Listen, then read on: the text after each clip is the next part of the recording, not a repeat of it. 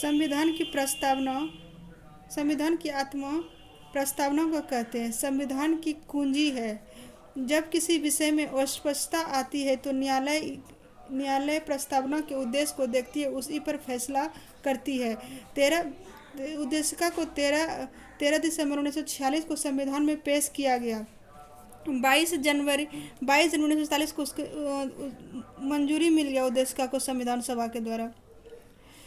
22 से 22 उद्देशिका को पेश कब किया गया? तो 13 दिसंबर, 9 दिसंबर, 11 दिसंबर, 13 दिसंबर। 9 दिसंबर पहला बैठक, दूसरा बैठक 11 दिसंबर, सॉरी 9 बैठक, फिर 11, हाँ 11 बैठक, 11वां दूसरा बैठक, और ये तीसरा 13 दिसंबर को प्रस्तावना को पेश किया गया। 26 जनवरी 1947 से यहाँ पे 46, यहाँ से 43 उद्देशिका को संविधान में मंजूरी मिली।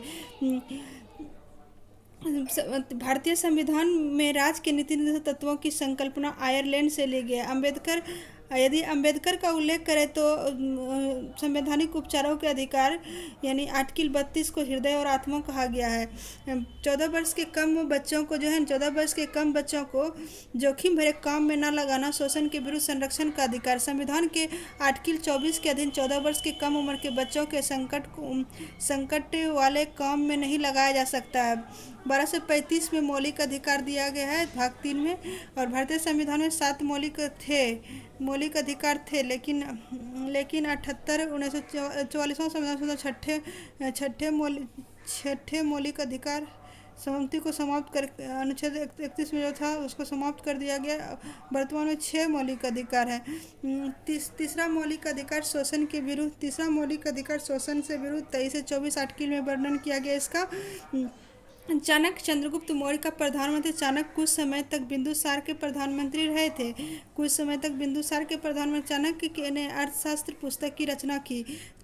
अर्थशास्त्र पुस्तक में मौर्यकालीन प्रशासन की सर्वाधिक जानकारी मिलती है। चंद्रगुप्त मौर्य को भारत का मुक्तिदाता कहा जाता है। चंद्रगुप्त मौर्य को क्या कहा जाता है? तो भारत का मुक्तिदाता कहा जाता है। चंद्रगुप्त का राजनीतिक गुरु चाणक्य थे। तो आध्यात्मिक गुरु यहाँ पे देखना, ऐसे भी अर्थशास्त्र जो है ना, जो लिखा गया है चाणक्य के द्वारा राजनीतिक से संबंधित है। तो चाणक्य चंद्रगुप्त का राजनीतिक गुरु थे।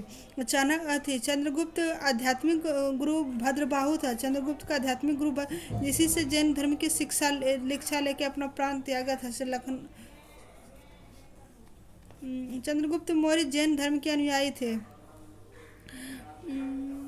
एक मिनट।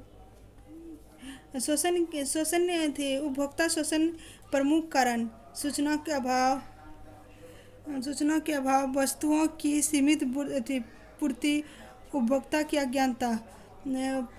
उपभोक्ता फोरम के द्वारा उपभोक्ता शोषण पर अंकुश लगाने का प्रयास किया गया है। जब उपभोक्ता अपने अधिकार के प्रति अधिक जागरूक रहे, जिला उपभोक्ता संरक्षण फोरम की स्थापना संरक्षण 1986 के तहत जिले में की गई है। राज्य स्तर और राष्ट्रीय स्तर का उपभोक्ता संरक्षण के लिए आयोग बनाया गया। राज्य स्तर, राष्ट्रीय स्तर उपभोक्ता संरक्षण के लिए आयोग बनाया गया है। और प्रत्येक साल 24 दिसंबर को राष्ट्रीय उपभोक्ता दिवस मनाया जाता है।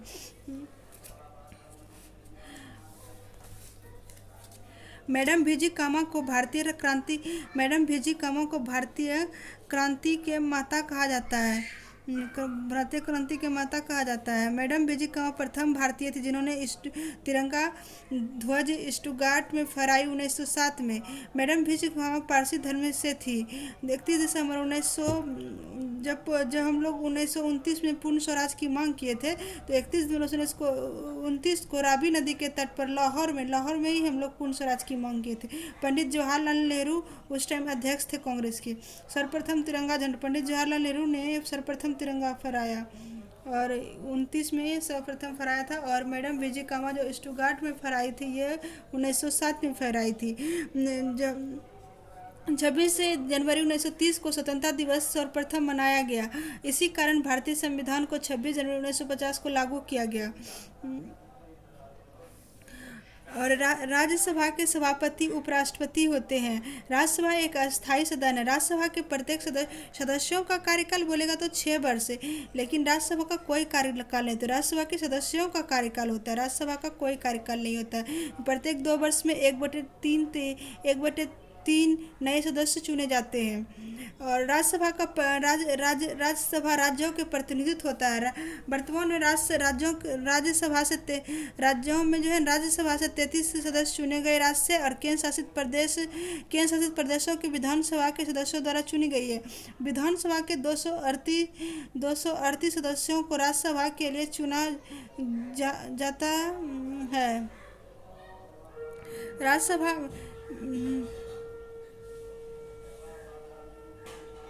चुना जा सकता है, लेकिन इतना ही वर्तमान में चुना गया है 233, लेकिन चुना जा सकता है मैक्सिमम 238 राज्य विधानसभा से।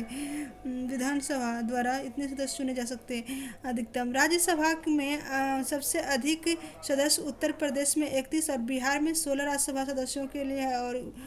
और ये भारत का मानवाधिकार सुरक्षा अधिनियम 1993 राष्ट्रीय मानवाधिकार आयोग की भी स्थापना 1993 में थी। रोजगार आश्वासन योजना 1993 में ही किया गया था। और ये विश्व मानवाधिकार दिवस 10 दिसंबर को मनाया जाता है। कि प्राथमिक क्षेत्र के निम्न श्रम अनुपात उपरोक्त पिछड़े देशों की विशेषता, जबकि मतलब इसमें क्वेश्चन पूछा गया था कौन पिछड़े देश की विशेषता नहीं है। तो जब प्राथमिक क्षेत्र में निम्न श्रम अनुपात में पिछड़े अर्थव्यवस्था की विशेषता नहीं है, निम्न अर्थ की नहीं विशेषता है। सही बात है, जब हम लोग पिछड़े हैं तो श्रम में ज़्यादा लगे हुए रहते हैं। विकसित देशों की द्वितीय तथा तृतीय अर्थव्यवस्था में प्रधानता होती है। साथ ही विकसित देशों में उच्च साक्षरता तथा उच्च प्रति व्यक्ति आय तथा उच्च नगरीकरण होता है। प्राथमिक क्षेत्र में निम्न श्रम अनुपात विकसित होता है। प्राथमिक क्षेत्र में निम्न श्रम अनुपात विकसित होता है। प्राथमिक क्षेत्र में उच्च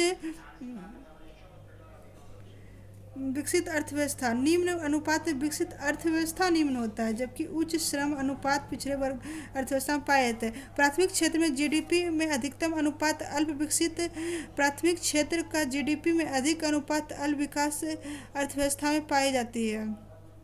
प्राथमिक क्षेत्र में जीडीपी में अधिक अनुपात मतलब जीडीपी हम लोग अधिक खर्चा करते हैं प्राथमिक क्षेत्र में ही, क्योंकि हम लोग का विकास ही नहीं हुआ था, इसलिए जीडीपी में हम लोग ज़्यादा खर्चा कर देते हैं प्राथमिक क्षेत्र में ही।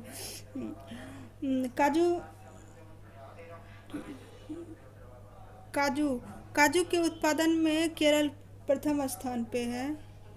काजू के प्रमुख उत्पादन केरल है। भारत में नारियल का उत्पादन प्रथम स्थान केरल पे है। छोटी इलायची मुख्यतः केरल में होती है। हाँ, क्योंकि नीचे बड़े बड़े पहाड़ नहीं होते, इसीलिए वहाँ पे छोटी इलायची होती है। बड़े बड़े पहाड़ ऊपर वाले एरिया में होते हैं, इसलिए वहाँ पे बड़ी इलायची होती है। सिक्किम में बड़ी इलायची होती है।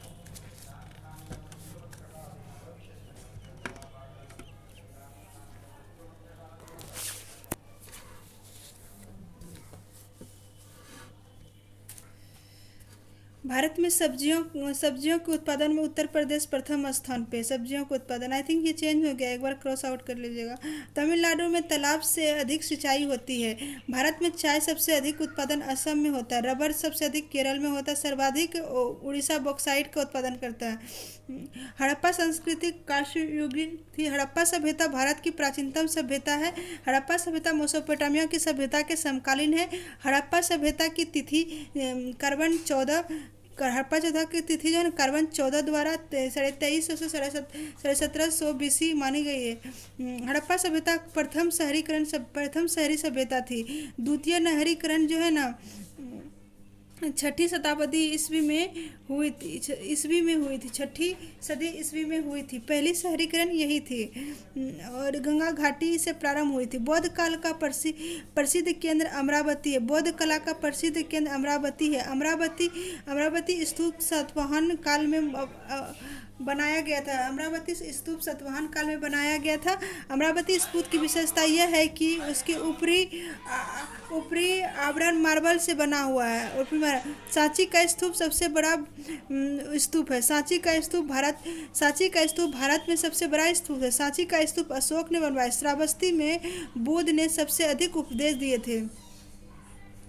महरौली चंद्रगुप्त द्वितीय से संबंधित है। वहाँ पे चंद्रगुप्त के लिए चंद्र शब्द का प्रयोग किया, उस पहचान होती है कि ये चंद्रगुप्त द्वितीय ही है। महरौली का लौह स्तंभ दिल्ली में स्थित है। महरौली का लौह स्तंभ कहाँ स्थित है? दिल्ली में स्थित।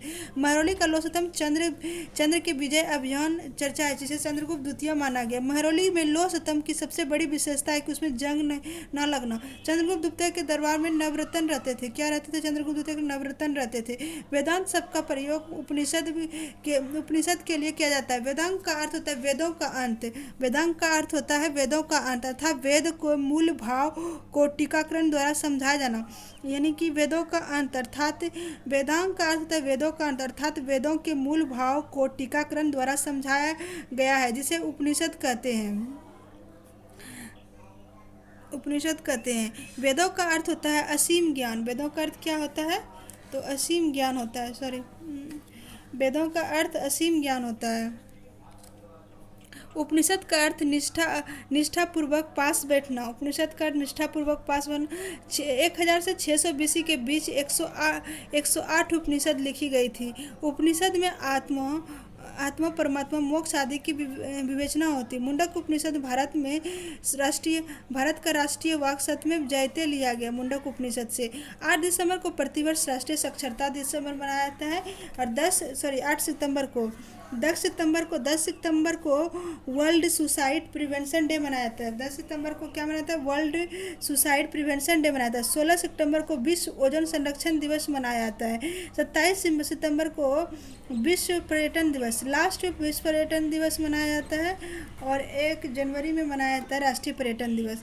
राष्ट्रीय अभियंता दिवस 15 सितंबर को मनाया जाता है। अंतर्राष्ट्रीय शांति दिवस 21 सितंबर को मनाया जाता है। अभियंता यानी इंजीनियर डे। 14 सितंबर को राष्ट्रीय हिंदी दिवस मनाया जाता है। 10 जनवरी को विश्व हिंदी दिवस मनाया जाता है। ऊंचाई, यहाँ पे क्वेश्चन था कॉफ़ी। आप लोग के पास बुक तो होगा ही, देख लीजिएगा। ऊंचाई महत्वपूर्ण नहीं होता। कॉफ़ी के लिए छाया फैक्टर महत्वपूर्ण है, यह कथन सही है। और चाय की खेती भारत में 1935 से प्रारंभ हुई थी। और भारत में सर्वाधिक चाय उत्पादन असम करता है। नीलगिरी की पहाड़ियों पर चाय कॉफ़ी खेती की जाती है। कॉफ़ी एक पेय पदार्थ है। कॉफ़ी क्या है? एक पेय पदार्थ है। कॉफ़ी एक पेय पदार्थ है। और कॉफ़ी का भारत में सबसे अधिक उत्पादन कर्नाटक करता है। ब्राज़ील विश्व का सबसे बड़ा कॉफ़ी उत्पादक देश है। गन्ना की फसल 12 माह में तैयार होती है। गन्ना की फसल कितने माह में तैयार होती है? तो 12 माह में। गन्ने की फसल के लिए 23 से 32 तापमान और 75 से 120 सेंटीमीटर वर्षा होती है। भारत को गन्ना भूमि माना जाता है। भारत को गन्ना का भूमि माना जाता है। दक्षिण भारत में गन्ना मिठास या रस की मात्रा अधिक होती है। दक्षिण भारत के गन्ने में जो मिठास और रस की मात्रा अधिक होती है। गन्ना से चीनी बनाने के बाद बचे शेष भाग से कागज तथा कूट आदि तैयार किए जाते हैं। खोई से गन्ना से चीनी बनाने के क्रम में अवशिष्ट पदार्थ का अल्कोहल उद्योग में प्रयोग किया जाता है, यानी बहुत महत्वपूर्ण है ये सब अगर प्रोसेस देखा जाए तो। मक्का जो है ना रबी फसल नहीं है। क्वेश्चन में था रबी फसल में निम्नलिखित में से कौन नहीं है, तो मक्का रबी फसल नहीं है। मक्का रबी फसल के अंतर्गत खरीफ फसल के अंतर्गत मक्का आता है। मक्के की खेती खरीफ एवं रबी दोनों फसल में पाई। मक्के की खेती खरीफ एवं रबी फसल दोनों में पाई जाती है। मक्का लेकिन आंसर में खरीफ ही अधिकतर लेता है। रबी और खरीफ दोनों फसलों में की जाती है। भारत में कर्नाटक तथा आंध्र प्रदेश आदि मक्का का उत्पादक राज्य है। विश्व में सबसे अधिक मक्का यूएसए, यानी मक्का की रोटी खा के इतना तेज है यूएसए के मुख्यतः पशुओं के चारा में मक्का का प्रयोग करता है। भारत में अंतिम राजपूताना कौन था? ये क्वेश्चन था। भारत में अंतिम राजपूत राजा पृथ्वीराज चौहान तृतीय था। पृथ्वीराज चौहान को राय पिथौरा भी कहते हैं। पृथ्वीराज चौहान को क्या कहते, तृतीय को कहते हैं राय पिथौरा भी कहते हैं। पृथ्वीराज चौहान ने तराइन के प्रथम युद्ध 1191 में शिहाबुद्दीन मोहम्मद गौरी को पराजित किया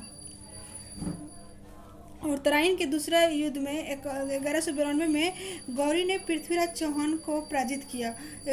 1194 में चंदावर इसी ने उसे निमंत्रण देकर बुलाया था और 1994 में गौरी ने जयचंद्र को पराजित किया। पृथ्वीराज राजसो पुस्तक चंद्रवत दाई द्वारा लिखी गई है। फिरोज शाह तुगलक ने दासों के लिए अलग विभाग बनाया था। तो किसने दासों के लिए अलग विभाग था? तो फिरोज शाह तुगलक ने। उस विभाग का नाम था दीवान ए बंदगान। दीवान ए बंदगान उस विभाग का नाम था। आप लोग बुक रखिएगा अपने पास। फिरोज शाह तुगलक के पास 1,80,000 गुलाम था। सबसे अधिक गुलाम फिरोज शाह के दरबार में रहता था। किसके दरबार में सबसे अधिक गुलाम रहता था? फिरोज शाह। फिरोज शाह ने ब्राह्मणों पर भी जजिया कर वसूल किया। फिरोज शाह ने 2 बार अपना राज्याभिषेक किया। फिरोज शाह ने 2 बार अपना। अकबर ने दास प्रथा 1992 में प्रतिबंध लगा दिया था। उसके बाद फिरोज शाह ने स्टार्ट कर दिया। दास दीवान ए बंदगान, सॉरी इस तो पहले ही आया होगा। अकबर द्वारा दास प्रथा 1562 में प्रतिबंध लगाया गया था। मुगल राज में सहायक संधि मसूर ने सहायक संधि स्वीकार नहीं किया था। हैदराबाद निजाम तो सबसे पहले इसी ने स्वीकार किया था। सहायक संधि सर्वप्रथम 1798 में हैदराबाद के निजाम ने स्वीकार किया था। सहायक संधि भारत में लॉर्ड वेलेस्ली ने लागू किया था। सहायक संधि के कारण भारतीय शासकों को पंगु बना दिया गया। सहायक संधि करने वाले राज्यों का संरक्षण अंग्रेज कंपनी करती थी। अवध के नवाब सादत अली खां 1801 में सहायक संधि पर हस्ताक्षर किया। रोलेक्ट एक्ट के बाद महात्मा गांधी असहयोग आंदोलन शुरू किया, क्योंकि रोलेक्ट एक्ट 1919 में हुआ था तो असहयोग आंदोलन 1920 में। इसलिए बोल सकते हैं कि किसके बाद असहयोग आंदोलन? रोलेक्ट एक्ट के बाद ही स्टार्ट हुआ था। भारत में गांधी जी प्रथम आंदोलन निहालों किसानों के लेकर चंपारण में किया। भारत में गांधी का प्रथम आंदोलन निहालें किसानों को लेकर चंपारण में चलाया। असहयोग आंदोलन गांधी जी द्वारा भारत में शुरू किया गया प्रथम संगठित आंदोलन था। प्रथम संगठित आंदोलन पूछता है तो भारत में असहयोग आंदोलन 1 अगस्त 1920 में शुरू किया गया। कब शुरू किया गया? 1 अगस्त 1920 में। असहयोग आंदोलन वापस कब ले गया गया? तो 12 फरवरी, ये गलत है, चोरी चोरा घटना के बाद लिया गया है। तो चोरी चोरा घटना 5 फरवरी या तो कहीं 4 फरवरी भी लेता है, तो 5 फरवरी याद रखिएगा। 5 फरवरी 1922 को वापस ले लिया गया था। 5 फरवरी 1922 को असहयोग आंदोलन वापस लेने की घटना नेताजी ने राष्ट्रीय दुर्घटना को विपदा की संज्ञा दी। असहयोग आंदोलन जो वापस लिया था, किसने इसे विपदा का संज्ञा दिया था? तो नेताजी यानी सुभाष चंद्र बोस ने दिया था। बोस जी बोले थे ये हमारे लिए विपदा है, विपदा की संज्ञा दी थी। राष्ट्रीय दुर्घटना की संज्ञा दी थी, यानी कि राष्ट्रीय विपदा की घटना दी थी सुभाष चंद्र बोस, हमारे बॉस। और कल्पना चावला भारतीय महिला के नाम पर अमेरिका में एक अंतरिक्ष यान रखा गया है। अंतरिक्ष यान का नाम कल्पना चावला प्रथम भारतीय महिला जो कि अंतरिक्ष की यात्रा की थी। कल्पना चावला की कोलंबिया में दुर्घटना में मृत्यु हो गई थी। भारतीय संविधान का सबसे बड़ा भारत शासन अधिनियम 1935 भारत शासन अधिनियम से 2/3 भाग संविधान में लिया गया है। भारतीय शासन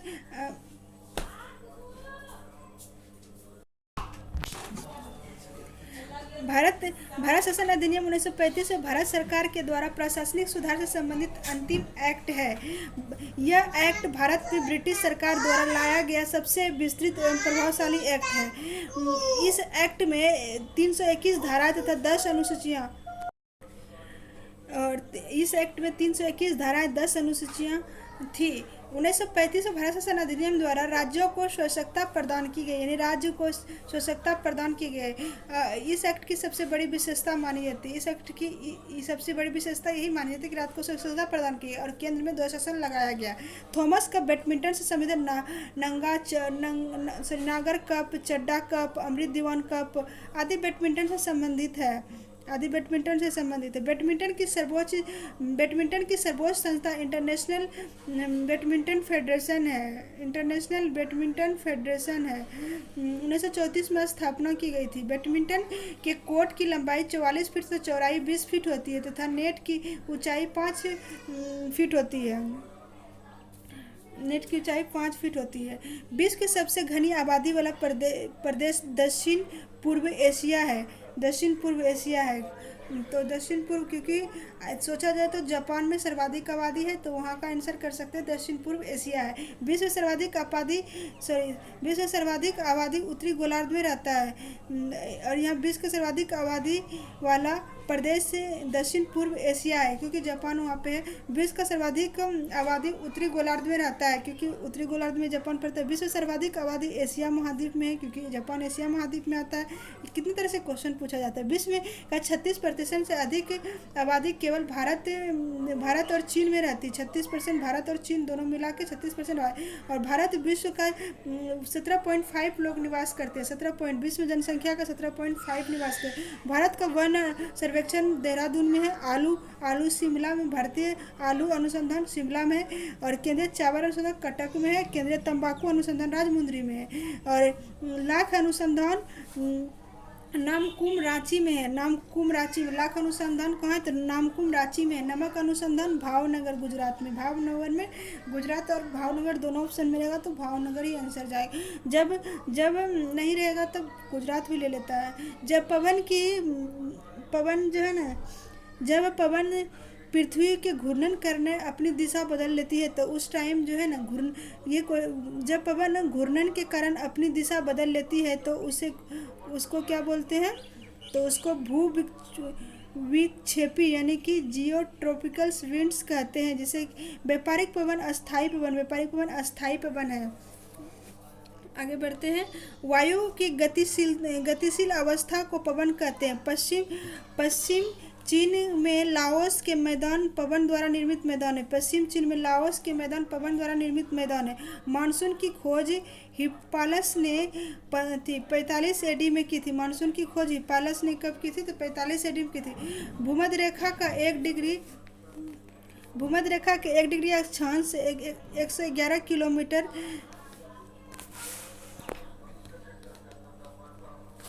111 किलोमीटर होती है एक अक्षांश की दूरी। विषुवत रेखा के 2 देशांतरों के बीच की दूरी होती है 111.32 किलोमीटर। विषुवत वृत्त को लेकर अक्षांशीय समांतर जो है ना 139 होती है। एक देशांतर के बीच 4 मिनट का अंतराल होता है। भूमध्य रेखा की अपेक्षा ध्रुवीय क्षेत्र में अक्षांशों की दूरी कम होती है। ध्रुवीय क्षेत्र में अक्षांशों की दूरी क्या होती है? कम होती है। और प्लानिंग एंड पीपुल पुस्तक के लेखक BS मिन्हा है। प्लानिंग एंड पीपुल के पुस्तक के लेखक कौन है? BS मिन्हा है। द